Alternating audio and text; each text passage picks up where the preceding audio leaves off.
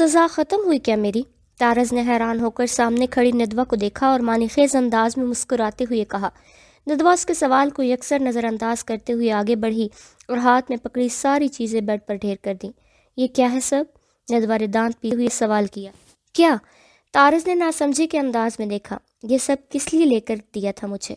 ना तो खान ने तुम्हें पैसे भेजे थे और ना ही ये पप्पू की तरफ से था सब। नदवा ने दांत पीस कर कहा। वो माथे पर बल डाले खड़ी थी। नाक गुस्से की वजह से फूला हुआ था और चेहरा सुर्ख हो रहा था। तारज़ एकदम से गड़बड़ा गया था। हाँ, ये सब मेरी तरफ से था। बड़ी मुश्किल से खुद पर काबू पाकर उसने खिजल होते कहा। तुमने कहा था एक दूल्हा अपनी दुल्हन को शॉपिंग करवाना चाहता है। नदवा ने दांत पीसते हुए कहा और कुन अखियों से तारज़ के चेहरे का जायज़ा लिया। तुम्हें पता था हमारी शादी होगी? गुस्से से सुर्ख होते चेहरे के साथ पूछा। क्या मतलब तुम्हारा? तारज़ ने खुद को नॉर्मल ज़ाहिर करते हुए कहा। चल बेटा, अब दे सफाइयाँ। तारज़ ने दिल में सोचा। तुम सब समझ रहे हो मैं क्या कहना चाहती हूँ। ज़्यादा अनजान बनने की ज़रूरत नहीं है तुम्हें। नदवा ने सर हिलाते हुए लब भेंचे। लहजा तंज भरा था। मुझे बताओ, तुम्हें पहले से मालूम था कि हबान मुझसे शादी नहीं करेगा? ऐन शादी के दिन मुझे छोड़ के जाएगा? नदवा ने अपने मखसूस अंदाज। पता था तुम्हें, इसीलिए तुम इतने खुश थे। तंज भरी मुस्कुराहट गुस्से से लाल चेहरे पर उभरी। तुमने सबको जानबूझकर हकीकत से अनजान रखा ताकि तुम मुझसे शादी कर सको। दांत पीसते हुए कहा। तारज़ अपने लबों पर 3 उंगलियों को रखे बस उसको देख रहा था। वो सब ठीक कह रही थी, बोलने को कुछ था ही नहीं। बोलो, ऐसा किया ना तुमने? क्यों किया? तुम अच्छी तरह जानते थे मैं तुम्हें बिल्कुल पसंद नहीं करती। तुमसे किसी सूरत शादी को तैयार नहीं होंगी। नदवा अब थोड़े चीखने के अंदाज में उससे पूछ रही थी। मैं तुमसे बहुत मोहब्बत करता हूँ नदवा। तारज़ ने लबों से उंगलियां हटाकर दोनों हाथों को ट्राउज़र की जेबों में डालते हुए मध्यम से लहजे में कहा। तो तुम बहुत खुदगर्ज हो गए है ना? मोहब्बत एक तरफा नहीं होती तारस। नदवा ने दांत पीस कर नागवारी से देखा। तुमने मेरे साथ अच्छा नहीं किया, मैं तुम्हें कभी माफ़ नहीं करूंगी। तुमने सबकी नज़रों में धूल झोंकी, सच जानते हुए भी मेरी माँ बाप और मुझे जलील रसवा किया। नदवा ने अपनी रूहानसी आवाज़ में कहा। चेहरा गुस्से से सुर्ख हो रहा था। नदवा, गलत गलत समझ रही हो सब। मैं ऐसा कुछ भी नहीं चाहता था। तारज़ ने मासूमियत से मोहब्बत भरे लहजे में कहा। Just shut up. तुमने ऐसा ही किया। मेरी नज़रों में तो बहुत पहले गिर चुके। अब तो मुझे अफसोस हो रहा है कि मैं तुम्हारे निकाह में हूँ। नदवा ने सीने पर हाथ बांध कर नागवारी से चेहरे का रुख एक तरफ किया। तारस के माथे पर एकदम से बल नमूदार हुए थे। तेजी से आगे बढ़कर नदवा को बाजू से खींचकर करीब किया था, फिर उसे घुमाकर अपने साथ लगाकर उसके मुंह पर हाथ रख चुका था। बस, उसके कान में गुस्से से कहा। नदवा उसके पेट में कोहनियाँ मार रही थी, लेकिन अपना वजूद हिलाना मुश्किल हो रहा था। बस, बहुत बोल चुकी तुम, अब मेरी सुनो। तारज़ ने उसके कान में मध्यम सी आवाज़ में कहा। मैं 5 साल से बुरी तरह तुम्हारे पीछे ख्वार हुआ, तुम्हें अपनी सच्ची मोहब्बत का हर तरह से यकीन दिलाया, तुमसे मोहब्बत की भीख तक मांगी। वो नदवा के कान के इतने करीब होकर बोल रहा था कि उसकी आवाज़ के साथ साथ उसकी सांसों की गर्म हवा भी उसके कानों की लो पर पड़ रही थी। तुमने बदले में मुझे सिर्फ धुतकारा, तारज़ ने तंज भरी आवाज़ में कहा। नदवा ने खुद को छुड़ाने की कोशिश बंद कर दी थी, लेकिन माथे पर अभी भी नागवारी के बल नमूदार थे। बोल या चीख सकती नहीं थी, क्योंकि तारज़ ने मजबूती से मुंह बंद कर रखा था। चारों नाचार उसकी बातें सुनना पड़ रही थी।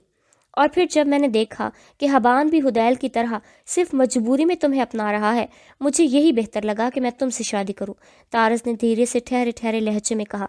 अब मसला ये था कि अगर सबको पहले से बताता तो ना तो तुम मानती मुझसे शादी करवाना और ना बाकी सब घर वाले। तारज़ ने हल्का सा कहकहा लगाया था। रही बात तुम्हारी नफ़रत की, तो सुकून मेरे मोहब्बत की नहीं जाती, हो जाया करती है। मोहब्बत से गाल उसके गाल के साथ लगाया था। Just wait and watch. मध्यम से सरगोशी करके और धीरे से अपना हाथ उसके मुंह से हटा दिया। नदवा तड़प कर सीधी हुई थी। गालों पर तारज़ के हाथ सुर्खी माइल शक्ल में छुप चुके थे। नहीं होगी। नदवा दांत पीस कर खूंखार नज़रों से देखा था। मोहब्बत में ज़बरदस्ती को सौदा नहीं होता, और तुमने शुरुआत ही ज़बरदस्ती से की है, काटदार लहजे में कहा और नागवारी से तारज़ की तरफ देखा। चलो फिर देखते हैं कौन जीतेगा, तुम या मैं। मैं अपनी हर कोशिश करूंगा कि तुम्हें मुझसे मोहब्बत हो जाए, और तुम अपनी पूरी कोशिश करना कि तुम्हें मुझसे मोहब्बत ना हो। तारज़ ने मुस्कुराते हुए सीने पर हाथ बांध कर कहा। नदवा ने आंखें सुकेड़ कर नाक फुला कर देखा और पुरसोच अंदाज में देखा। मंजूर। सख्त लहजे और सपाट लहजे के साथ उसने कहा था। और अगर तुम हारे तो तुम مجھے چھوڑ دو گے؟ ندوہ نے دو ٹوک انداز میں کہا۔ دل تھا کہ طارز کے لیے ایک پل کو اس رشتے کو قبول کرنے کو تیار ہی نہیں تھا۔ ایسے وہ کیسے ساری عمر گزار سکتی تھی اس کے ساتھ؟ یہ نوبت کبھی نہیں آئے گی، ساری زندگی کا ساتھ ہے۔ طارز ایک دم سے مسکرایا تھا۔ دیکھ لیں گے، ندوہ نے سپاٹ چہرے کے ساتھ کہا۔ ایک شرط ہے، تمہیں میرے ساتھ اس کمرے میں رہنا ہے، میرے پاس۔ طارز نے شرارت بھری نظر سے دیکھتے ہوئے مسکراہٹ دبا کر کہا۔ نہیں، ندوہ نے فوراً سخت لہجے میں کہا، چہرے پر ابھی بھی ایسے محسوس ہو رہا تھا جیسے اس کا ہاتھ کو۔ تو یہ بات تو غلط ہوئی نا؟ تم الگ رہو گی تو نفرت قائم رہے گی نا؟ طارز نے محبت اور شرارت سے کہا۔ ٹکر ہونی چاہیے ندوہ طارز، یہاں میرے ساتھ، میرے پاس رہ کر تم اتنی مضبوط رہو تو مانوں تمہیں، طارز نے شوق سے لہجے میں کہا اور شرارت بھری نظر اس پر ڈالی۔ میری بھی ایک شرط ہے، ندوہ نے سنجیدہ چہرے سے سخت لہجے میں کہا۔ حکم؟ سکون میرے، طارز نے محبت سے شوق انداز میں کہا۔ تم اپنا حق نہیں جتاؤ گے، ندوہ نے نظریں چراتے ہوئے کہا تھا۔ طارز ایک دم سے کچھ بولنے لگا جب ندوہ نے ہاتھ کے اشارے سے رکتے ہوئے کہا، جب تک بقول تمہارے مجھے تم سے محبت نہیں ہو جاتی، جو کہ کبھی نہیں ہوگی۔ ندوہ نے پرعزم لہجے میں فکرہ مکمل کیا تھا۔ منظور، لیکن تھوڑی سی ترمیم۔ طارز کی شرارتی رگ پھر سے پھڑکنے لگی تھی۔ پاس آ سکتا ہوں، ہاتھ پکڑ سکتا ہوں، اور وہ بڑے انداز میں مسکراہٹ دباتا ہوا بول رہا تھا جب ندوہ نے اس کی بات کو کاٹا۔ بس۔ اس کے اگلے اور پر ندوہ نے سختی سے کہا، یہ زیادتی ہے۔ طارز نے خفا سی شکل بنا کر دیکھا، اور جو رول توڑے گا اسے سزا ملے گی۔ ندوہ نے دانت پیستے ہوئے کہا تھا۔ اچھا منظور۔ طارز کے چہرے پر جاندار مسکراہٹ ابھری۔ چلو پھر آؤ۔ طارز نے شریر سے لہجے میں آگے ہو کر ہاتھ پکڑنا چاہا۔ کہاں آؤ؟ کل سے لاہور جانے کے بعد، ندوہ نے ایک دم سے اسے آگے بڑھتے دیکھ کر کہا تھا، اور پھر طارز کے پھولے چہرے کو یکسر نظر انداز کرتی وہ کمرے سے باہر جا چکی تھی۔ اگر یہ بدتمیز تنگ کرے، کچھ بھی کہے، مجھے بتانا، سیما نے ندوہ کو گلے لگا کر کہا۔ اور اگر یہ مجھے تنگ کرے تو میں کسے بتاؤں گا؟ طارز نے مصنوعی خفگی بھرے انداز میں کہا۔ ہلکے گرے رنگ کی شرٹ میں نکھرا سا چہرہ لیے، آنکھوں میں دنیا بھر کی محبت سموئے وہ ندوہ کا دیکھ رہا تھا جو سیما کے گلے لگی ہوئی تھی۔ وہ لوگ لاہور کے لیے نکل رہے تھے۔ طارز کے آفس کی چھٹی ختم ہو چکی تھی اور ندوہ کو بھی پھر سے یونیورسٹی جانا تھا۔ وہ اپنا ریزائن واپس لینے کی بات کر چکی تھی۔ یہ بالکل تنگ کرنے والی بچی نہیں ہے، سیما نے طارز کی طرف دیکھ کر کہا، اور پھر محبت سے ندوہ کو خود سے الگ کیا۔ اوہ، آپ کو پتہ نہیں اس کا پھر؟ طارز نے شرارت سے کہا۔ اچھا بس کر، کبھی تو سنجیدہ ہو جایا کر، سیما نے مسکراتے ہوئے چیت لگائی تھی۔ یہی تو مسئلہ ہے، اس کا کبھی سنجیدہ ہوتا ہی نہیں، ندوہ نے چڑھ کر سوچا تھا۔ حبان بھائی کہاں ہیں؟ طارز نے سیما سے الگ ہو کر پوچھا۔ اپنے کمرے میں، سیما نے سپاٹ لہجے کے ساتھ جواب دیا۔ ماما چلے بس کریں، اب چھوڑ دیں غصہ، بابا کو بھی راضی کریں، طارز نے سیما کو دونوں کندھوں سے تھام کر التجائی انداز میں کہا۔ سیما نے بس خف کی بھری نظر طارز پر ڈالی۔ پھپھو، حبان کو معاف کر دیں، ندوہ نے مدھم سی آواز میں سر جھکا کر کہا۔ سیما بس مسکرا دی تھی۔ سنو، کبھی ساحل کی ریت دیکھی ہے؟ سمندر کی لہریں جسے چھو کر چھوڑ جاتی ہیں۔ سنو، میں بھی اس ریت جیسا ہوں، تمہارے لمس کا برسوں سے منتظر ہوں۔ میں ایک ایسے طوفان کی آس میں ہوں بیٹھا جو تمہارے دل کے سمندر میں میری محبت جگا دے گا۔ ندوہ کب سے اس کے کندھے پر سر رکھے بے خبر سو رہی تھی، اور وہ بار بار مسکرا کر اس کے چہرے کی طرف دیکھ رہا تھا۔ اچانک آنکھ کھلنے پر وہ ایک دم سے خجل سی ہوئی تھی۔ وہ کتنے مزے سے اس کے کندھے کو تکیہ بنا کر سو رہی تھی۔ وہ دونوں کوچ سے لاہور کے لیے روانہ ہوئے۔ پہنچ گئے کیا؟ ندوہ نے مدھم سی آواز میں اپنی شرمندگی کے زیر اثر کہا تھا۔ خجل ہوتے ہوئے بالوں کو کانوں کے پیچھے کیا۔ طارز کی شرارت بھری آنکھیں اور لبوں پر سجی معنی خیز مسکراہٹ اسے کوفت زدہ کر رہی تھی۔ بس پہنچنے والے، طارز نے مسکراہٹ دبا کر محبت بھرے لہجے میں کہا۔ اچھا، ندوہ کو اس کا مسلسل دیکھنا الجھن کا شکار کر رہا تھا۔ سوری، ندوہ نے نظریں چراتے ہوئے کہا۔ کس بات کے لیے؟ طارز نے گہری نظروں سے دیکھتے ہوئے کہا۔ مجھے سفر میں بہت نیند آتی ہے، تو پتہ نہیں چلا، شرمندہ سے لہجے میں اس نے کہا۔ میرا تو دل چاہ رہا تھا یہ سفر ختم ہی نہ ہو، طارز نے بھیگی سی آواز میں کہا۔ ندوہ کی شرمندگی بھگ سے اڑی تھی۔ ہاؤ چیپ، ناک چڑھا کر ناگواری سے کہا۔ اٹ واز رومانٹک، طارز نے اسی کے انداز میں ناک چڑھا کر کہا۔ نو چیپ، ندوہ نے کھڑکی سے باہر دیکھا۔ سو جاؤ پھر سے، ابھی کچھ وقت پڑا ہے۔ طارز نے کندھا آگے کیا اور مسکراہٹ دبا کر شرارت سے اس کی طرف دیکھا۔ ندوہ نے گھور کر دیکھا تھا، جس پر طارز نے ڈھیٹ بن کر کہا لگایا تھا۔ یہ کیوں؟ چھوڑو ہاتھ میرا۔ ندوہ نے الجھ کر اپنا ہاتھ چھڑانے کی کوشش کی تھی۔ وہ صبح سے چلے رات کو لاہور پہنچے تھے اور اب ندوہ شرط کے مطابق اوپر کمرے میں موجود تھی۔ وہ سمٹ کر بیڈ کی ایک طرف لیٹی ہی تھی کہ جب احساس ہوا طارز نے ہاتھ تھاما ہے۔ بند کی ہوئی پلکیں بجلی کی رفتار سے کھلی تھیں۔ اس کی پرمیشن دے چکی ہو تم، طارز نے اس کا ہاتھ سینے پر رکھتے ہوئے جذب کے عالم میں کہا۔ تو کیا اب تم ساری رات ہاتھ پکڑ کر رکھو گے؟ ندوہ نے دانت پیس کر کہا اور لب بھینچتے ہوئے ہاتھ کو کھینچنے کی کوشش کی۔ ہاں بالکل، طارز نے ڈھیٹ انداز میں جواب دیا۔ نہیں، ندوہ نے ایک جھٹکے سے ہاتھ چھڑوایا تھا۔ یہ غلط بات ہے۔ طارز ایک دم سے قریب ہوا اور کوہنی کے بل تھوڑا سا اوپر اٹھ کر سر ہاتھ پر ٹکا دیا۔ کوئی غلط بات نہیں، مجھے ایسے نیند نہیں آئے گی، ندوہ نے تھوڑا سا دور کھسکتے ہوئے ناگواری سے کہا۔ تو عادت ہو جائے گی نا؟ محبت سے ندوہ پر بھرپور نظر ڈالی۔ وہ اتنا قریب تھی کہ دل کی حالت غیر ہو رہی تھی۔ وہ جانتا تھا وہ کس قدر قرب سے گزر رہا ہے۔ وہ جس سے وہ شدید محبت کرتا ہے وہ اس کے قریب اس کی ہو کر موجود ہے، لیکن اس سے کوسوں دور ہے۔ اتنی فضول عادت مجھے نہیں ڈالنی، ندوہ نے غصے سے ناک چڑھایا۔ فضول؟ طارز نے آنکھیں پھیلا کر دیکھا اور لفظ کو بے یقینی سے لمبا کیا۔ جی ہاں، بےہودہ اور فضول، ندوہ نے لفظوں کو چبا چبا کر ادا کیا۔ اپنی بیوی کا ہاتھ پکڑنا یہ بےہودگی ہے؟ طارز نے حیرانگی اور خفگی سے کہا۔ جی بالکل، میری نظر میں، ندوہ نے چہرے کا رخ دوسری طرف کیا۔ چلو پھر بےہودگی ہی صحیح۔ طارز نے گہری سانس لی اور زبردستی ہاتھ پکڑ کر سینے سے لگایا۔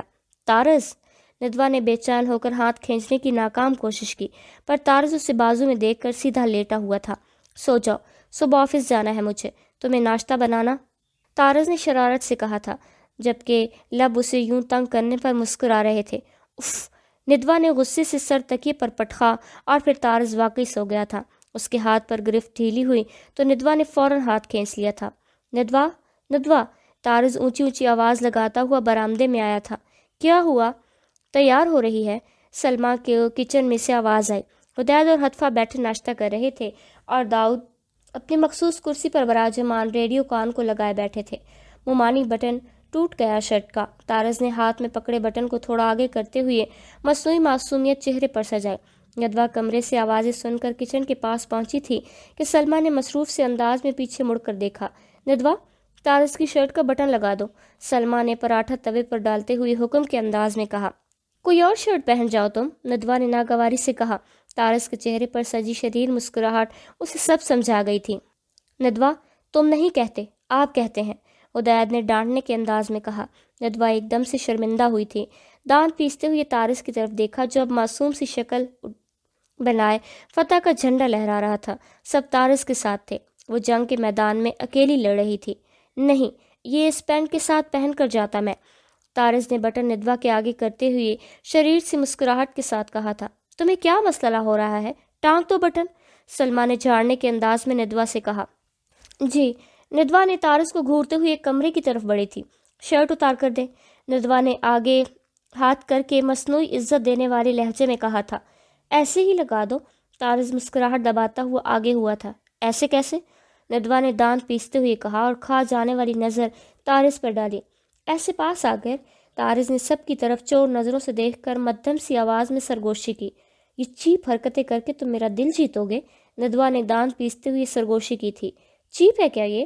ندوہ، طارز، میں تو تمہیں پاس لانے کے سب طریقے اپناؤں گا۔ طارز نے اس کے کان کے قریب ہو کر سرگوشی کی جبکہ آنکھیں چمک رہی تھیں۔ ٹی وی اسکرین پر نظریں جمائے حدید اور حتفہ مصروف سے انداز میں بیٹھے تھے۔ اچھا، ندوہ نے مصنوعی پلکیں چھپ چھپائیں اور زور سے طارز کے سینے میں سوئی کو پیوست کیا۔ اوہ! طارز ایک دم سے چیخ نکلی تھی۔ وہ جو بڑی محبت اسے دیکھنے میں مصروف تھا، چہرے پر اس کے قربت کی مسرور سی مسکراہٹ تھی، ایک دم سے کرنٹ کھا کر اچھلا تھا۔ کیا ہوا؟ چبھی کیا؟ بولا تھا نا کہ اتار کر دو۔ مجھے ایسے نہیں لگانا آتا بٹن، ندوہ نے ابھرتی ہنسی کو دباتے ہوئے مصنوعی معصومیت سے کہا تھا۔ لگ چکا ہے، دھاگا کینچی سے کاٹ کر وہ غصے سے مڑی تھی، جبکہ وہ خفگی سے دیکھتا ہوا سینہ سہلا رہا تھا۔ کیوں لینے آئے مجھے؟ سینے پر ہاتھ باندھ کر ناگواری سے ندوہ نے طارز کی طرف دیکھا تھا۔ اب سے میں ہی لینے آیا کروں گا جناب کو، طارز نے گاڑی کا دروازہ کھول کر بڑے انداز میں سینے پر ہاتھ رکھ کر کہا۔ وہ یونیورسٹی سے آف پر باہر آئی تو طارز گاڑی کے ساتھ ٹیک لگائے کھڑا تھا، مخصوص انداز میں چہرے پر مسکراہٹ سجائے، آنکھوں میں شرارت بھرے۔ وہ آٹو والے کو جانے کا اشارہ کرتی ہوئی طارز کے پاس آئی تھی۔ نہیں، کوئی ضرورت نہیں ہے، ندوہ نے سپاٹ چہرے کے ساتھ کہا، پھر سیٹ پر بیٹھ کر دروازہ بند کیا۔ بات ضرورت کی نہیں، میرے فرض کی ہے۔ میں جیسے بھی وقت نکالوں، ڈرائیونگ سیٹ سنبھالتے ہوئے مسکراہٹ چہرے پر سجاتے ہوئے کہا۔ ندوہ نے لاپرواہی سے کھڑکی کے باہر دیکھنا شروع کیا تھا۔ طارز ابتہاج، یہ حرکتیں مجھے تمہارے قریب نہیں اور دور کر رہی ہیں۔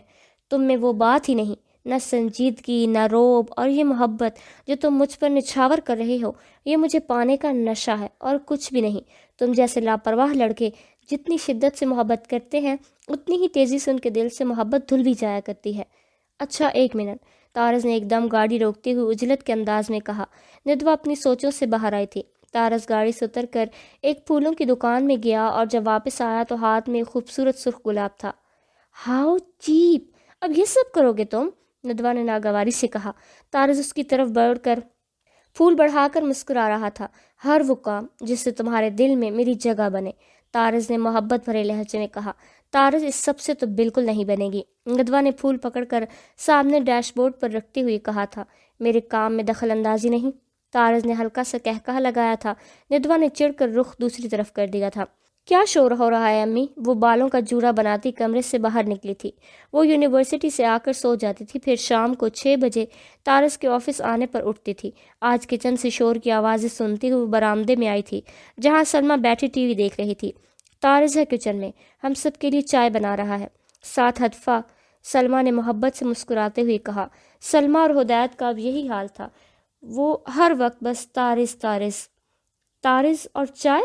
ندوہ نے حیران سے انداز میں سلمیٰ کو دیکھا اور پھر کچن کی کھڑکی کی طرف دیکھا۔ وہ اور ہدفہ مصروف سے انداز میں کچن میں کام کر رہے تھے۔ ہاں، کہہ رہا آج شام کی چائے اس کے ہاتھ کی، سلمیٰ نے ہلکا سا کہکہا لگا کر محبت سے کہا۔ ندوہ آہستہ سے چلتی ہوئی کچن کے پاس آئی تھی۔ طارز صبح آفس والی پینٹ شرٹ میں ہی ملبوس تھا، ٹائی اتاری ہوئی تھی، شرٹ کی ایک سائڈ پینٹ کے اندر دوسری باہر تھی، شرٹ کے بازو فولڈ کیے ہوئی تھی۔ وہ چائے کو پھینکنے میں مصروف تھا۔ اس کو دیکھ کر ایک دم سے مسکرا کر پلٹا تھا۔ ارے اٹھ گئی محترمہ، لطفہ نے بیزار سی شکل بنا کر کہا۔ وہ پکوڑے نکال رہی تھی۔ بہت ساری پلیٹیں مختلف لوازمات سے سجی ہوئی شیلف پر پڑی تھی۔ ایک میں کیک تھا، کوکیز، ڈرائی فروٹس، اور ایک میں ہدفہ پکوڑے فرائی کرنے کے بعد رکھ رہی تھی۔ دیکھیں ذرا اپنے شوہر کو اور لگے ان کے ساتھ، لطفہ نے جلدی سے ہونٹ نکالتے ہوئے چمچ ندوہ کی طرف بڑھائی۔ کیا ہوا ہے؟ خبردار، جو میری بیوی سے کام کروایا تو آج سے شام کی چائے میرے ہاتھ کی۔ طارز نے ہدفہ کو آنکھیں نکالی تھی، پھر محبت سے ندوہ کی طرف دیکھا جو سینے پر ہاتھ باندھے ایسے چہرے کے ساتھ کھڑی تھی کہ جیسے کہہ رہی ہو یہ کیسا ڈرامہ ہو بھائی اب بھلا، اور تم کام کیا کرو گی میرے ساتھ؟ موٹی ہوتی جا رہی ہو؟ طارز نے کہکہا لگایا اور پکوڑا اٹھانے کے لیے ہاتھ بڑھایا، جس پر ہدفہ نے زور سے چیت لگائی تھی۔ آپی چیک کریں ذرا انہیں، یہ کیا بات ہوئی؟ ہدفہ نے بے چارگی سے ندوہ کی طرف دیکھا۔ طارز آپ نکلیں، میں لے کر آتی ہوں، ندوہ نے سنجیدگی سے کہا تھا۔ نہیں، بالکل نہیں، بس ابھی لے کر آ رہا، اتنا بھی بیکار مت سمجھو، 2 سال اکیلے رہا ہوں اسلام آباد، طارز نے کالر کھڑے کرتے ہوئے کہا۔ ہدفہ نے زبان نکال کر منہ چڑھایا۔ بڑے سارا کام میں نے کیا، ہدفہ نے روحانسی شکل بنا کر کہا۔ چل جھوٹی، طارز نے لب دانتوں میں دبا کر آنکھیں نکالی۔ چلو چلو جا کر بیٹھو، طارز نے ندوہ کو باہر جا کر بیٹھنے کا اشارہ کیا۔ اور تم کہاں جا رہی ہو؟ پکوڑے ڈالو پلیٹ میں۔ ہدفہ جو جان بچا کر کھسک رہی تھی، طارز نے جھٹکے سے بازو اپنی طرف کیا۔ طارز بھائی، ہدفہ نے منہ بنا کر پیر پٹخا تھا۔ ندوہ ہدفہ کی حالت پر مسکراتی ہوئی باہر آئی تھی۔ ندوہ، سلمیٰ نے محبت پاش نظروں سے دیکھتے ہوئے ندوہ کو اپنے پاس بلایا۔ جی؟ ندوہ مسکراتے ہوئے ان کے پاس بیٹھی۔ بہت اچھا ہے طارز، سلمیٰ نے محبت سے ندوہ کا ماتھا چومتے ہوئے کہا۔ جی، ندوہ نے پرسوچ انداز میں کہا تھا۔ ان کو لاہور آئے ہوئے 2 ہفتے ہونے کو تھے۔ طارز ہر گھڑی ہر لمحہ اس پر محبت لٹا رہا تھا۔ رات کو اس کے ہاتھ کو سینے سے لگا کر سونا، اسے خود یونیورسٹی چھوڑ کر آنا، آفس سے وقت نکال کر اسے گھر چھوڑنے آنا، راستے سے ایک گلاب لے کر دینا، اور شام کی چائے وہ بناتی تھی جو وہ آفس سے آتا تھا، لیکن آج چائے بھی وہ بنا رہا تھا۔ اب طارز اور ہدفہ مل کر کھانے کی میز کو سجا رہے تھے۔ ندوہ نے چائے کے کپ کو منہ لگا کر ایک گھونٹ لیا تھا اور حیران ہو کر طارز کی طرف دیکھا جو پہلے سے اسے محبت پاش نظروں سے دیکھنے میں مصروف تھا۔ چائے بہت مزے کی تھی، وہ حیران ہوئی تھی۔ سلمیٰ اور داؤد بھی چائے کی تعریف کر رہے تھے اور وہ اپنی تعریف پر کہے لگاتا بس اس کی طرف دیکھ رہا تھا جس نے ایک لفظ بھی منہ سے تعریف کا نہیں نکالا تھا۔ پاگل لڑکی، کتنی خوش قسمت ہو تم۔ اروا نے آنکھیں سکیڑ کر ایک نظر سامنے لاؤنج میں بیٹھے طارز کو دیکھا اور پھر ندوہ کی طرف۔ اروا نے ستائشی نظر پھر سے طارز پر ڈالی تھی، جو ہادی کے ساتھ باتوں میں مگن تھا۔ وہ دونوں کچن میں کھڑی تھی اور کھڑی کھڑکی سے سامنے لاؤنج کا منظر واضح نظر آ رہا تھا۔ ندوہ اور طارز ندوہ کے ماموں کی طرف ڈنر پر آئے تھے۔ ہادی کی بڑی بہن اروا سے ندوہ کی بچپن سے دوستی تھی۔ ندوہ نے اسے اپنی ہر الجھن بتا دی تھی۔ تم یہ کیوں نہیں سوچتی کہ وہ کتنی محبت کرتا ہے تم سے؟ اس نے جو بھی کیا، جنگ اور محبت میں سب جائز ہے۔ اروا نے اسے ڈانٹنے کے سے انداز میں سمجھا رہی تھی۔ لیکن میں تو نہیں کرتی نا اس سے محبت، ندوہ نے بیزار سی شکل بنا کر کہا تھا۔ تم بیوقوف جو ٹھہری، دیکھو تو اس کی طرف، کیا بندہ ہے پاگل لڑکی۔ اروا نے طارز کی طرف اس کی توجہ دلائی تھی۔ ندوہ نے مڑ کر پہلی دفعہ طارز کو اس نظر سے دیکھا تھا۔ وہ ہادی کے ساتھ بات کرتے ہوئے بار بار کہکہا لگا رہا تھا۔ سفید رنگ کی شرٹ زیبتن کیے وہ غضب کا لگ رہا تھا۔ وہ بہت خوبرو تھا۔ اروا بالکل ٹھیک کہہ رہی تھی، لیکن دل اس کے لیے کچھ بھی محسوس ہونے کے حامی میں نہیں بھرتا تھا۔ بس کر دو، ندوہ نے گھٹن سی آواز میں اروا کی بات کی نفی کی۔ بس تو تم کر دو، جو کچھ تم نے بتایا ہے کون کرتا ہے آج کل اپنی بیوی کے ساتھ؟ اروا کے ماتھے پر اب بل پڑ گئے تھے۔ خفکی سے اسے لتاڑا۔ جب وہ میرے پاس آتا ہے، مجھ سے کوئی بھی بات کرتا ہے یا مجھ سے لگاتا ہے، مجھے عجیب سا احساس ہوتا ہے، جیسے کہ شرمندگی سی کہ میں بڑی ہوں اس سے۔ ندوہ نے لب کو چلتے ہوئے اپنے طارز کے لیے احساسات کو بیان کیا تھا۔ تمہارا تو دماغ خراب ہے، کہاں سے لگتی ہو تم اس سے بڑی؟ ہاں، اس کو تو دیکھو ذرا، اروا نے جھاڑنے کے سے انداز میں کہا۔ دیکھا ہے، دن رات اسی کو دیکھتی ہوں آج کل، ندوہ نے ٹھنڈی سانس بھرتے ہوئے کہا۔ میں تمہاری جگہ ہوتی تو رش کرتی اپنی قسمت پر، اروا نے چائے کپ ٹرے میں سجاتے ہوئے کہا۔ وہ لوگ کھانا کھا چکے تھے، اب بس چائے پینے کے بعد انہیں واپسی کے لیے نکلنا تھا۔ اروا چائے لے کر کچن سے باہر نکلی تھی اور وہ بھی اس کے پیچھے مریل قدموں اٹھاتی باہر آ گئی تھی۔ کیا کروں؟ اروا نے جو کہا اور جو میرا دل کہتا ہے، کیا میں واقعی میں بے وقوف ہوں؟ لیکن میں اس رشتے میں صرف کمپرومائز کی قائل نہیں ہوں۔ طارز بائک چلا رہا تھا اور وہ اس کے پیچھے اپنے آپ سے الجھ رہی تھی۔ آئس کریم کھاؤ گی؟ طارز نے ہلکی سی گردن موڑ کر آواز کو تھوڑا اونچا کرتے ہوئے کہا۔ کھلا دو، ندوہ نے سوچوں میں گم سی آواز میں حامی بھر لی۔ رکو ذرا، میں بھی لے کر آتا ہوں۔ بائک کو ایک طرف لگاتا وہ آئس کریم لینے کے لیے بڑا تھا، جبکہ ندوہ خیالوں سے الجھی وہیں کھڑی تھی۔ ہائے، اکیلی کیوں کھڑی ہو؟ بائک پر موجود دو لڑکوں میں سے ایک لڑکی کی آواز ندوہ نے چونک کر ان کی طرف دیکھا۔ دو لڑکے بائک پر سوار اس کے قریب آ گئے اور اب ان میں سے ایک غلاظت بھری آنکھوں کے ساتھ دیکھتا ہوا اس پر معنی خیز گھٹیا جملے اچھال رہا تھا۔ ندوہ نے پریشان ہو کر آئس کریم پارلر کی طرف دیکھا تھا، جہاں طارز نہیں دکھائی دے رہا تھا۔ لڑکے اس کے خوف کو دیکھتے ہوئے اور شیر ہو گئے تھے۔ اب سامنے والا لڑکا بائک کو فرنٹ سے اس کی طرف اوپر اچھال رہا تھا، جیسے ندوہ پر چڑھا دے گا۔ ندوہ نے گھٹی سی چیخ نکالی تھی اور اسی کے ساتھ لڑکوں کا فلک شگاف کہکہا ابھرا تھا۔ پھر وہ بائک تھوڑا آگے لے گئے تھے، لیکن ایک دم سے سامنے والا لڑکا اچھل کر بائک سے نیچے گرا، جس کا گریبان طارز کے ہاتھ میں تھا۔ گرنے والا لڑکا ہی کیونکہ بائک چلا رہا تھا، اس لیے دوسرا لڑکا جو پیچھے بیٹھا تھا لڑکتا ہوا بائک کے ساتھ کتنی دور تک گھستا چلا گیا، جبکہ طارز اب پہلے لڑکے کے جبڑوں پر لگاتار مکوں کے وار کر رہا تھا۔ لڑکا ادھموا سا ہو گیا تھا۔ لوگوں کی بھیڑ اکٹھی ہو گئی تھی۔ ان میں سے کچھ لوگوں نے طارز کو زبردستی پیچھے کیا۔ ندوہ کا گلا خشک ہو گیا تھا، سانس خوف سے اٹک کر رہ گئی تھی۔ طارز کا یہ روپ وہ پہلی دفعہ دیکھ رہی تھی۔ طارز کا چہرہ غصے سے سرخ ہو رہا تھا۔ اب وہ چلتا ہوا ندوہ کے پاس آ رہا تھا۔ آئس کریم کے کپ لڑکے کو مارنے کے چکر میں زمین بوس ہو چکی تھی۔ طارز، پاگل ہو گئے تھے کیا؟ کیا ضرورت تھی یہ سب کرنے کی؟ ندوہ نے اس کے آتے ہی چیخنے کے انداز میں کہا تھا۔ ابھی تو اور پیٹتے، اگر لوگ نہ آتے بیچ میں، طارز نے دانت پیستے ہوئے کہا۔ پاگل مت بنو، ندوہ نے خوف اور خفگی کے زیر اثر طارز کو جھاڑا۔ تمہارے ساتھ بدتمیزی کی تھی انہوں نے، طارز نے ہاتھ کا اشارہ بھیڑ کی طرف کرتے ہوئے غصے بھرے لہجے میں کہا۔ تو ندوہ نے چیخ کر کہا، تو جان سے مار دیتا میں ان کو۔ طارز بھی اسی انداز میں غرایا۔ اگر یہ سب تماشا مجھے امپریس کرنے کے لیے تھا، ندوہ نے ناک پھلا کر کہا، او جسٹ شٹ اپ، تمہاری حفاظت فرض ہے میرا، بھاڑ میں جائے تمہیں امپریس کرنا۔ طارز اس کی بات پر تب چڑھی تھی۔ ندوہ ایک دم سے اس کے ایسے دھاڑنے پر سٹ پٹائی تھی۔ بیٹھو پیچھے، بائک کو سٹارٹ کرتے ہوئے روبدار آواز میں کہا۔ گھر پہنچ کر دونوں کے درمیان بالکل خاموشی تھی۔ طارز نے خفا سی صورت بنا رکھی تھی۔ ندوہ نے لاپرواہی سے سر جھٹکا اور چادر تان کر لیٹ گئی۔ بار بار آنکھوں کے سامنے وہی منظر آ رہا تھا۔ طارز کے ہاتھوں کی گرفت کو اپنے ہاتھ پر محسوس کر کے وہ ایک دم چونکی تھی۔ وہ اس کے ہاتھ کو مخصوص انداز میں سینے پر رکھ چکا تھا۔ خفا بھی ہے لیکن یہ نہیں بھولا، ندوہ نے دانت پیستے ہوئے سوچتا۔ اچانک اپنی ہتھیلی پر طارز کے لبوں کی جنبش کو محسوس کر کے وہ ساکن سی ہوئی۔ آج پہلے دن اس نے یہ جسارت کی تھی۔ ندوہ نے ایک دم سے ہاتھ کھینچ لیا۔ دوبارہ طارز نے ہاتھ نہیں پکڑا تھا۔ اچھا تو میں اور ندوہ چھٹی اپلائی کرتے ہیں پھر۔ طارز نے فون کان کو لگا کر سامنے سے آتی ندوہ کو دیکھا تھا اور پھر گھڑی کی طرف دیکھ کر وہ آج بھی 12 بجے کے قریب اوپر آئی تھی۔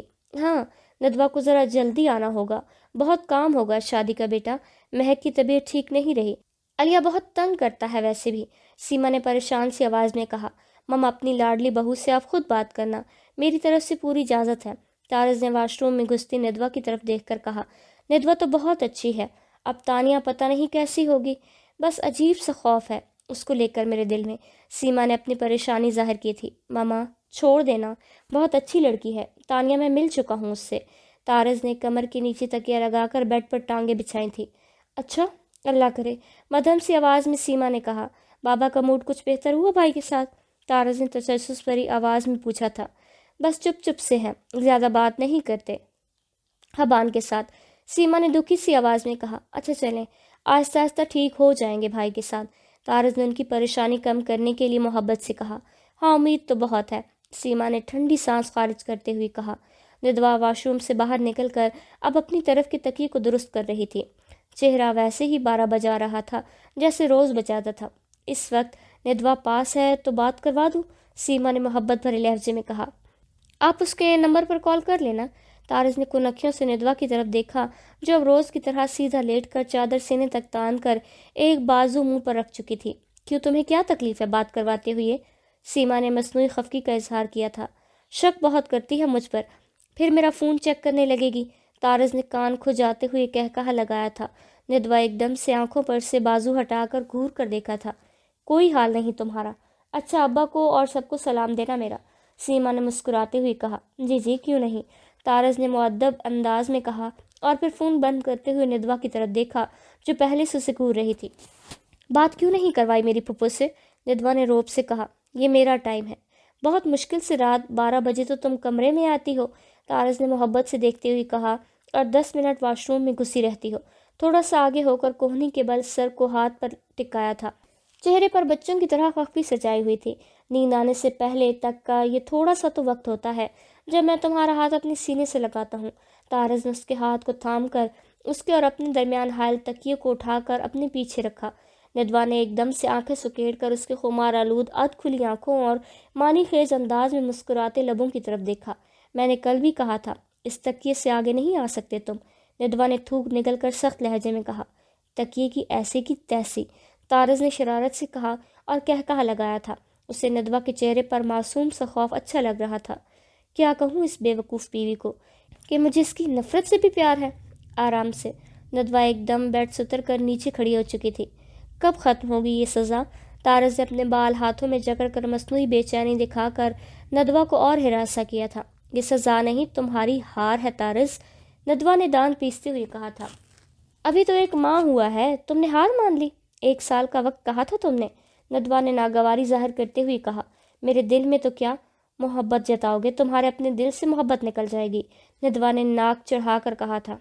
اچھا بہت جانتی ہو تم مجھے، واہ واہ، طارز ایک دم سے اٹھ کر بیٹھا اور ہونٹ باہر نکال کر مصنوعی داد دیتے ہوئے کہا۔ اتنا تو میں خود کو نہیں جانتا ہوں، معصوم سی شکل بنا کر کہا۔ مجھے سونا ہے، ندوہ نے ناک پھلا کر بیزار سی شکل بنائی تھی۔ تو کس نے روکا؟ طارز نے کندھے اچکا کر شرارت سے دیکھا تھا۔ اپنی جگہ پر چلو، ندوہ نے گھور کر خبردار کرنے والے انداز میں کہا۔ طارز منہ بناتا ہوا رول ہو کر اپنی جگہ پر گیا۔ بدتمیز، ندوہ منہ میں بڑبڑاتی ہوئی چادر درست کر رہی تھی اور طارز مسکراہٹ دباتا ہوا اس کے لیٹنے کا انتظار کر رہا تھا۔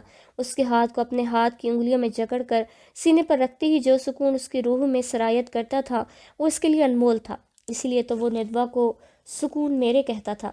چھپکلی، ندوہ کی زوردار آواز کے ساتھ بھیانک چیخ بھی نمودار ہوئی تھی۔ طارز جو بیڈ پر لیٹا موبائل پر انگلیاں چلا رہا تھا ایک دم سے چونک گیا۔ تیزی سے سلیپر کو پاؤں میں پھنساتا وہ واش روم کی طرف بھاگا۔ ندوہ آج بھی روز کی طرح 12 بجے کمرے میں آئی تھی۔ وہ جان بوجھ کر کسی لیکچر کی تیاری کو جواز بنا کر رات گئے تک نیچے لاؤنج میں بیٹھی رہتی تھی۔ اب بھی وہ کمرے میں آ کر واش روم میں گئی تھی جہاں ایک چھپکلی کو دیکھ کر اس کی روح فرا ہو گئی۔ طارز دروازے کے پاس پہنچا تو وہ چھپکلی کے ڈر سے واش روم کے اندر کھڑی تھی، کیونکہ چھپکلی داخلی دروازے کے بالکل اوپر تھی۔ تو اس میں اتنا ڈرنے والی کیا بات ہے؟ तारज ने शरारत से देख कर कहा। उसे हंसी आ रही थी। वो बच्चों की तरह डर रही थी और दांत पीस पीस कर हाथ के इशारे से तारज को छिपकली भगाने को कह रही थी। निकालो इसे बाहर। तारज को मुसलसल दांत निकालता देखकर निदवा ने रोहानसी शक्ल बनाकर कहा, हटो, ये वाइपर दो। तारज ने उसकी तरफ आकर वाइपिंग स्टिक को उठाया था। वो छिपकली को बाहर की तरफ निकाल रहा था, स्टिक को दीवार पर मारकर, जबकि वो अंदर की तरफ का रुख करती जा रही थी। निदवा चीख मारकर तारज के साथ चिपकी थी। इतनी सी बात थी। तारज ने मध्यम सी सरगोशी की थी नदवा के कान में, जो आंखें जोर से बंद किए खड़ी थी। नदवा ने फौरन आंखें खोलकर इर्द गिर्द का जायजा लिया और सुकून का सांस लिया। फिर एहसास हुआ कि वो तारज की कमर के गिर्द बाजू हायल की हुई है। एकदम से वो सीधी हुई। निदवा ने पीछे होकर तारज के चेहरे की तरफ देखा, जो मानी खेज अंदाज में मुस्कुराहट दबा रहा था। तारज की शरारत की रग फड़कने ही उसका हाथ शॉवर पर गया था और एकदम से दोनों पर शॉवर का पानी तेजी से गिरने लगा। तारज का जानदार कहा पूरे वाशरूम में गूंजा था। वो निदवा के बाजू को गिरफ्त में ले चुका था ताकि वो भाग न जाए। तारज की इस अचानक हरकत पर वो बौखला गई थी। लम्हा भर में ही दोनों पूरी तरह भीग चुके थे। तारज, दिमाग खराब है क्या? निदवा ने दांत पीसते हुए गुस्से से तारज की तरफ देखा, जो भरपूर तरीके से मुस्कुराता हुआ उसकी हालत से महजूज हो रहा था। हाथ छोड़ो, निदवा ने चीखने के अंदाज में कहा था। निदवा के बाल भीगकर उसकी चमकती गर्दन पर चिपक गए थे। मुंह पर शावर का पानी तेजी से गिर रहा था, जिससे वो बमुश्किल आंखें खोल पा रही थी। एकदम से तारस के दिल की धड़कन बेतरतीब सी होने लगी और दिमाग मफलूज होकर दिल को सारे इख्तियारात सौंप गया था। निदवा के लाशऊर ने जैसे खतरे की घंटी बजाई थी। चौंक कर चेहरा ऊपर उठाकर तारस की तरफ देखा। वो मुस्कुरा रहा था, लेकिन अब आंखों से खुमारी सी छलकने लगी थी। लबों की शरीर मुस्कुराहट भी गायब थी। एकदम से निदवा को अपनी कमर पर गिरफ्त महसूस हुई थी और फिर सांस बंद होने का एहसास। आंखें पूरी तरह खुल गई थी और आवाज़ बंद थी। तारस के सीने पर पड़ने वाले मुक्के इस पर कोई असर नहीं कर रहे थे और वो तो जैसे हवासों में भी नहीं था। नाक से लंबे लंबे सांस लेती हुई वो मुसलसल उसे पीछे करने की नाकाम कोशिश में रोहानसी हो गई थी। निदवा ने अपनी पूरी कुव्वत से उसे पीछे धक्का दिया था और लिपक कर सामने पड़े फुट फाइलर को उठाकर तारस के माथे पर दे मारा। एकदम से खून उभरा था। वो अपना सांस बहाल करती लबों को हाथ की पुश से बेदर्दी से रगड़ते हुए तेजी से वॉशरूम से बाहर निकली थी और वो खून आलूद माथा लिए चलते शॉवर के नीचे ही खड़ा था। निदवा अलमारी से कपड़े निकाल कर बड़े बड़े डग भरती नीचे की तरफ चली गई। माथा शिकन आलूद था और चेहरा सुर्ख हो रहा था। एकदम से तारस की बेबाक जसारत ने हाथ पांव फुला दिए थे। अभी भी अजीब सा एहसास था जो जकड़े हुए था। अतफा बेखबर सो रही थी। वो तेजी से उसके पास से गुजरती हुई वॉशरूम में घुसी थी। कपड़े बदन से गीले होकर चिपके पड़े थे, जो मजीद उलझन का शिकार कर रहे थे। कपड़े तब्दील करने के बाद वो बेअरादा बार बार कुली कर रही थी। लबों पर हाथ रखे सामने आईने में अपने चेहरे को देखा था। उफ, दिल किया उसे गिरेबान से पकड़कर झंझोड़ ही डाले।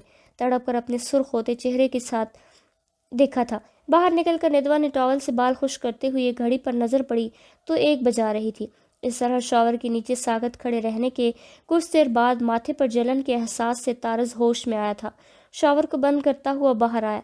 टिश्यू बॉक्स से इकट्ठे 3 टिश्यू निकालकर माथे पर रखे और वैसे ही गीले कपड़ों और गीले दिल को लेकर वो सोफे पर बैठता चला गया।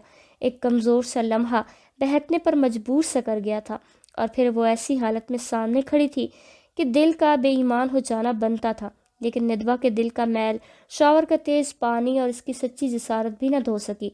शायद वो ठीक कहती है, उसके दिल में मेरी मोहब्बत कभी नहीं जाग सकती। कपड़ों से पानी नुचड़ कर फर्श गीला कर रहा था और सर्दी से दांत बजने लगे थे, लेकिन वो सर झुकाए एक हाथ से माथे के बहते खून को रोके बैठा था। तुम नीचे क्या कर रही हो? सलमा ने कमीज के बाजू नीचे करते हुए हैरान होकर पूछा। वो तहज्जुद के लिए वजू करने के बाद हतफा को नमाज के लिए उठाने आई थी। जब नदवा को देखकर हैरान सी हुई। नदवा एकदम से उठ बैठी थी और सलमा के माथे के बल देखकर गड़बड़ा गई। तारस से लड़ाई हुई है कोई? सलमा ने तजस्सुस से पूछा था। नहीं, नदवा ने घुटी सी आवाज़ में कहा।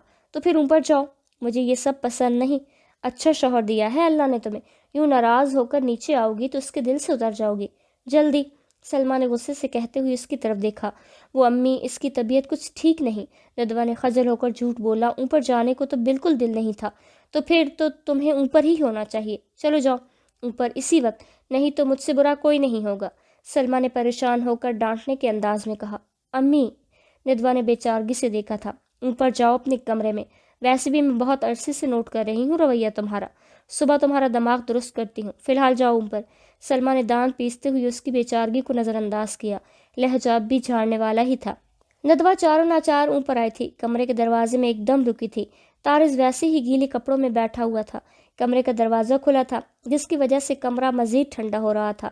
ویسے ہی کیوں بیٹھا ہوا ہے ابھی تک کپڑے نہیں بدلے؟ ندوہ نے چور سی نظر طارز پر ڈالی۔ وہ ساکت لب بھینچے بیٹھا تھا، جسم سردی کی وجہ سے مسلسل کانپ رہا تھا۔ ماتھے پر اب خون رک چکا تھا، لیکن وہاں سے ماتھا سوج کر اوپر کو ابھرا تھا۔ بال گیلے ہو کر بکھرے اور بے ترتیب سے تھے۔ ندوہ نے جلدی سے کمرے کا دروازہ بند کیا اور ہیٹر آن کیا۔ وہ بار بار طارز کی طرف دیکھ رہی تھی، جو ابھی تک اسی پوزیشن میں بیٹھا تھا۔ بدتمیز ڈھیٹ، اور اب کس بات کا نخرہ دکھا رہا ہے مجھے یوں گیلا بیٹھ کر؟ غلطی بھی خود کرتا ہے۔ اور پھر ندوہ منہ میں بڑبڑاتی ہوئی اس کے کپڑے نکال رہی تھی۔ اس کے کپڑے اور ٹاول ہاتھ میں پکڑے وہ طارز کے پاس آئی۔ رول توڑا تھا، سزا تو ملنی تھی۔ ندوہ نے کپڑے اس کی طرف بڑھاتے ہوئے مدھم سی آواز میں کہا تھا۔ طارز نے کوئی جواب نہیں دیا۔ طارز، کپڑے بدل لو۔ اس نے کپڑے طارز کے ساتھ صوفے پر رکھے۔ طارز کے ہونٹ نیلے ہو رہے تھے۔ پھر ایک جھٹکے سے وہ اٹھا تھا اور خود الماری سے ایک ٹراؤزر اور ٹی شرٹ نکال کر سپاٹ چہرہ لیے واش روم میں گھس گیا۔ ندوہ نے دھیرے سے صوفے پر پڑے کپڑے اٹھا کر پھر سے الماری میں لٹکا دیے تھے۔ مجھے کس بات کے نخرے دکھا رہا ہے؟ ندوہ نے لب کو چلتے ہوئے سوچا، پھر سر جھٹک کر لاپرواہی سے اپنی جگہ پر اپنے مخصوص انداز میں لیٹ چکی تھی۔ طارز سپاٹ چہرہ اور سجا ہوا ماتھا لے کر کمرے سے نکلا تھا اور خاموشی سے لیٹ گیا تھا۔ 1 ماہ اور 10 دن میں آج پہلا دن تھا جب طارز نے اس کا ہاتھ اپنے سینے سے نہیں لگایا تھا۔ ندوہ نے سکھ کا سانس لیا اور آنکھیں موندی تھیں۔ لیکن کتنی عجیب بات تھی، آج نیند نہیں آ رہی تھی۔ ندوہ نے زبردستی آنکھوں کو زور سے بھینچا تھا۔ طارز، ماتھے پر کیا ہوا ہے؟ ہدایت نے نظر پڑتے ہی پریشان لہجے میں پوچھا۔ وہ ناشتے کے لیے تیار ہو کر نیچے آیا ہی تھا کہ جب ہدایت کی نظر اس کے ماتھے کے زخم پر پڑی تھی۔ وہ ایک دم سے پریشان سے کرسی پر سے اٹھے تھے۔ سلمہ اور ہدفہ بھی پریشان شکل دیکھنے لگی تھیں۔ داؤد کے بھی کان کھڑے ہو گئے تھے۔ بس ایک ندوہ تھی جو نظریں چرا کر ارد گرد دیکھنے لگی۔ ماموں رات غلطی سے اندھیری کی وجہ سے میٹ میں پاؤں پھنسنے سے گر گیا تھا تو ڈریسنگ کا کونا لگ گیا۔ طارز نے مصنوعی مسکراہٹ چہرے پر سجا کر جھوٹ بولا تھا۔ ندوہ کی طرف ایک نظر بھی نہیں ڈالی تھی۔ اوہ، کافی گہرا زخم ہے، پائیوڈین دو سلمہ۔ طارز نے پاس آ کر طارز کے ماتھے کو دیکھتے ہوئے کہا تھا اور اس کے کندھے پر اپنا ہاتھ رکھا تو چونک کر طارز کی طرف دیکھا، پھر جلدی سے اس کے بازو تھاما۔ وہ بری طرح بخار میں تپ رہا تھا۔ اف، طارز، اتنا تیز بخار ہے تمہیں؟ ندوہ، بخار ہے طارز کو اتنا تیز؟ ہدایت اچنبھے سے فوراً ندوہ کی طرف رخ کر کے گویا ہوا۔ ندوہ ایک دم سے سٹ پٹا گئی تھی۔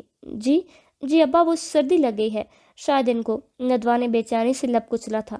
تو بتایا کیوں نہیں؟ ہدایت نے غصے سے جھاڑنے کے انداز میں کہا اور سلمہ سے پائیوڈین پکڑ کر روئی کی مدد سے طارز کے زخم پر لگائی تھی۔ ماموں، ٹھیک ہو جاؤں گا، پریشان نہ ہو آپ، طارز نے لب بھینچتے ہوئے مسکرا کر کہا۔ پریشان نہ ہو آپ، طارز نے لب بھینچتے ہوئے مسکرا کر کہا تھا۔ کیا مطلب ہو جاؤں گا؟ ندوہ، اٹھو اور میڈیسن کا باکس لاؤ میرا، ہدایت نے ہونک بھری بیٹھی ہوئی ندوہ سے کہا، جو ایک دم سے ہدایت کے غصے کو دیکھتے ہوئے اٹھی تھی۔ ہدایت اور سلمہ پہلے بھی طارز سے پیار کرتے تھے، لیکن اب تو کچھ زیادہ ہی خیال اور عزت کرنے لگے تھے۔ جب سے طارز سے اس کی شادی ہوئی تھی، اس کی اپنی تو کوئی اہمیت ہی نہیں رہی تھی، پر ہر کوئی بس طارز طارز ہی کرتا رہتا تھا۔ جی ابا، ندوہ جلدی سے کرسی پیچھے کھسکاتے ہوئے اٹھی تھی۔ اتنی دیر ضد میں گیلے کپڑوں میں بیٹھے گا تو یہی حال ہوگا، ندوہ نے دانت پیس کر سوچا اور غصے سے طارز کی طرف دیکھا تھا جو سب میں سپاٹ چہرہ لیے بیٹھا۔ ندوہ نے میڈیسن باکس لا کر ہدایت کے پاس میز پر رکھا تھا۔ ہدایت نے چٹکی سی نگاہ ندوہ پر ڈالی جو یونیورسٹی کے لیے تیار تھی۔ اور تم کہاں جا رہی ہو؟